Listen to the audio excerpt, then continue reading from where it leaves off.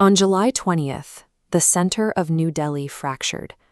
Thousands of students threw their collective weight against solid steel.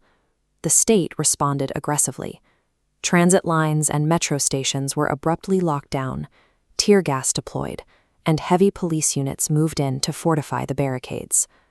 This clash happened right at the doorstep of the Indian Parliament, exactly as lawmakers arrived to commence the opening day of the monsoon session.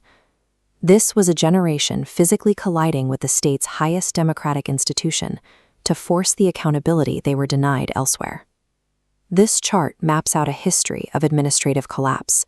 We can track the steady hum of compromised tests, like the SSC exams over the last few years, building to this massive spike, the catastrophic leaks of the NEET 2024 medical exams. The fallout is physical and permanent. In the wake of these compromised exams, at least 21 young people took their own lives. That unbearable loss brought a different demographic to the front lines. Parents, carrying the grief of a broken system, stood alongside their children to confront a silent bureaucracy. The anger spilling into the streets stems from a fatal systemic rot that the government has systematically attempted to ignore. The mobilization found its footing at Jantar Mantar. Here, a coalition led by Abhijit Dipke organized scattered grievances into a unified front. They were soon joined by Sonam Wangchuk. Holding the Ramon Magsaysay Award, he brought decades of institutional credibility and advocacy to the encampment. The leaders committed to a grueling 20-day hunger strike, passing the fast from Wangchuk directly to Dipke as their bodies gave out. The government offered absolute silence.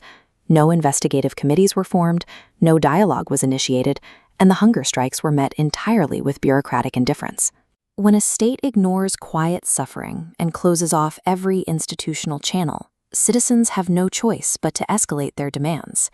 The protesters pivoted to the ultimate democratic tool, the Chalo Sansad, a direct physical march to Parliament on July 20th. Their terms were clear. They demanded an impartial probe, strict consequences for those responsible, and the immediate resignation of the Education Minister, Dharmendra Pradhan.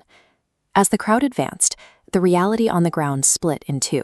For the protesters, they experienced a state deploying unprovoked violence, bringing batons down on a peaceful assembly of families.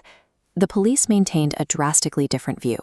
To them, this was an unauthorized mobilization, and rigid physical barricades were a mandatory defense to keep an uncontrolled crowd from breaching Parliament.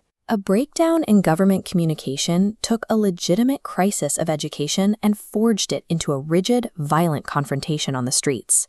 Behind closed doors, the pressure forced a reaction.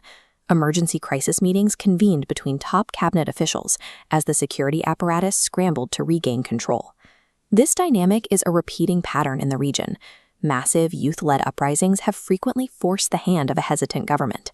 Look back to the massive protests of 2019, where citizens successfully challenged state mandates by occupying the streets. Unchecked, these movements can topple entire administrations. Similar mobilizations in neighboring Nepal completely dismantled the standing government. As these movements scale, they turn local grievances into significant political risks, forcing the state to calculate the cost of its continued silence. The momentum has evolved. The fight now targets the broader credibility of India's entire education system. The demand for reform has permanently migrated from quiet exam halls directly to the center of Indian democracy.